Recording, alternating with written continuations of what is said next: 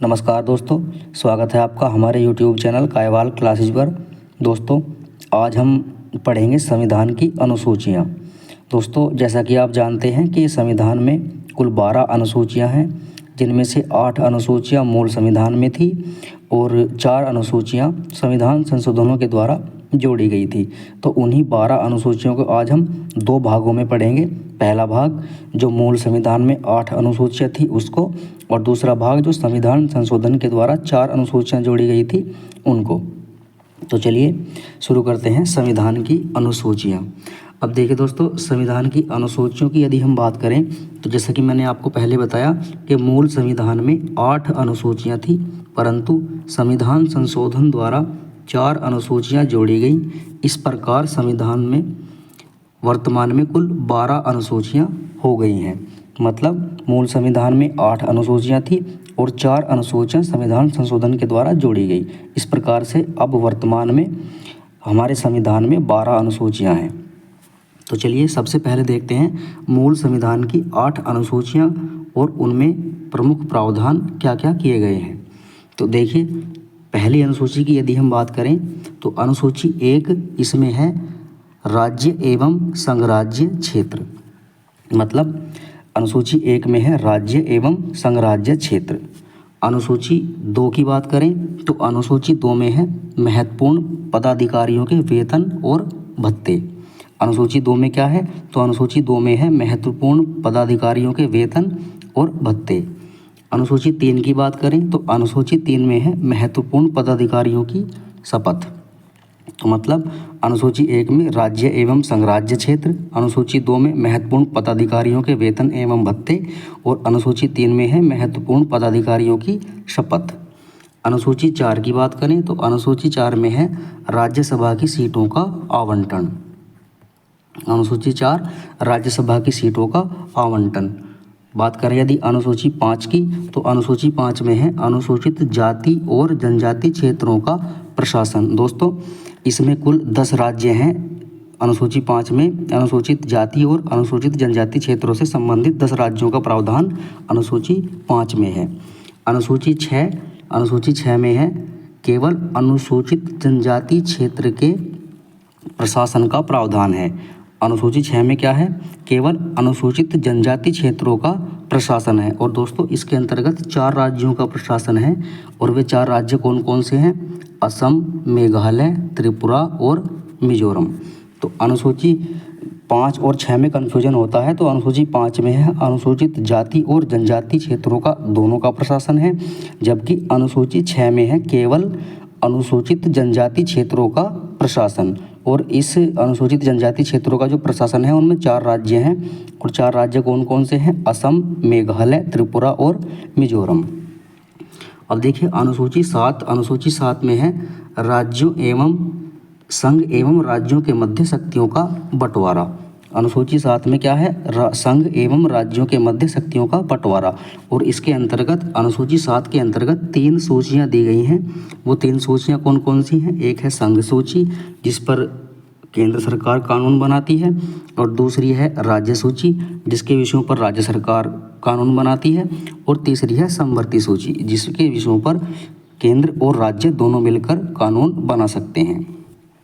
और दोस्तों, अनुसूची 8 है तो अनुसूची 8 में है भाषाएं, जिसमें 22 भाषाएं शामिल हैं। तो दोस्तों, एक बार रिपीट कर लेते हैं हमने क्या क्या पढ़ा है।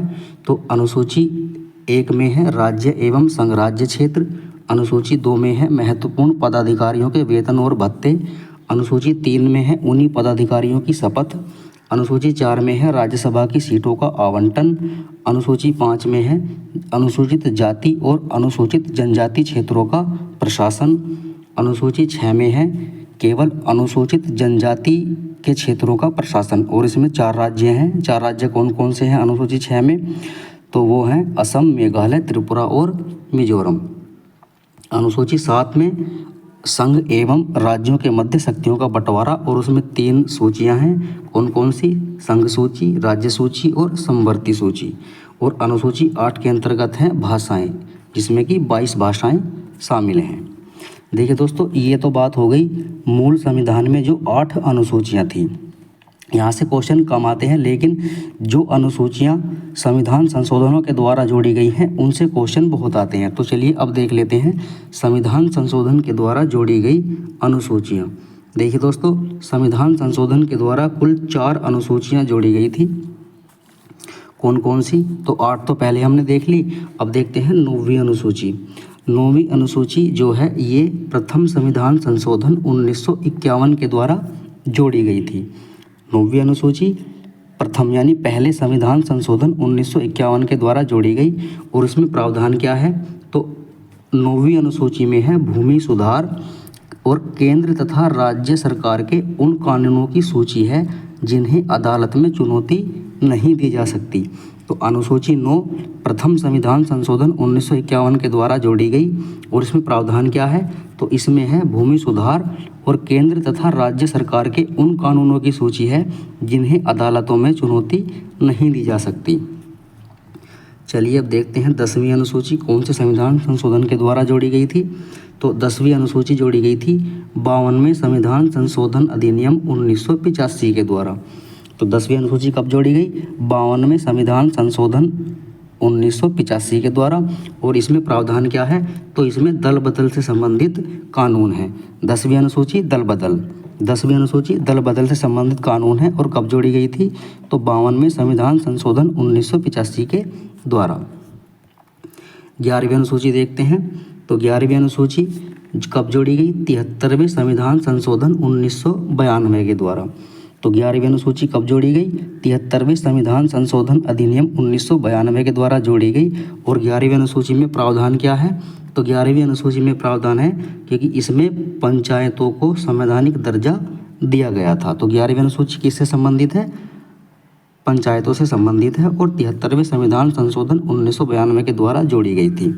बात करें यदि 12वीं अनुसूची की, तो 12वीं अनुसूची 74वें संविधान संशोधन 1992 के द्वारा जोड़ी गई थी। दोस्तों ये 73वां और 74वां संविधान संशोधन दोनों के दोनों 1992 में ही हुए थे।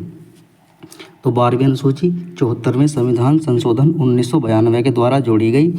और इसमें क्या प्रावधान है? तो इसमें नगर पालिकाओं को संवैधानिक दर्जा दिया गया था। तो दोस्तों ये थी संविधान की 12 अनुसूचियाँ, जो कि मूल संविधान में 8 अनुसूचियाँ थी और संविधान संशोधन के द्वारा 4 अनुसूचियाँ जोड़ी गई थी। दोस्तों वीडियो आपको पसंद आई हो तो इसे लाइक कर सकते हैं और हमारे चैनल को सब्सक्राइब भी कर सकते हैं। धन्यवाद।